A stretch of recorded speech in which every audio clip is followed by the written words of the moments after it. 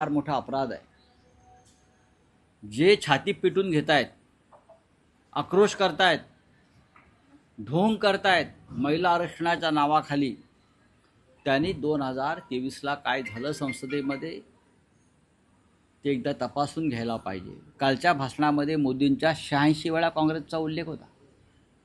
86 वेळा ते काँग्रेसमुक्त भारत करायला निघायला होते. त्यांच्या डोक्यातून काँग्रेस अद्याप गेलेले नाही. 11 वर्षामध्ये 12 वर्षामध्ये काँग्रेसमुक्त भारत करायला निघाले होते आणि त्यांच्या नसानसामध्ये काँग्रेस आहे. रक्ताच्या प्रत्येक थेंबात आणि श्वासामध्ये काँग्रेस आहे. शब्दामध्ये काँग्रेस आहे. विचारामध्ये काँग्रेस आहे. हे मोदी कळत नकळत सांगतायत की काँग्रेसशिवाय या देशाला नेतृत्व कोणी देऊ शकत नाही. हे मोदी वारंवार हे सिद्ध करतात त्यांच्या कृतीतून. 850 जागा त्यांना लोकसभेच्या करायच्या, त्या आम्ही रोखल्या. याच्यामध्ये महिला आरक्षणाचा काडीमात्र संबंध नाही.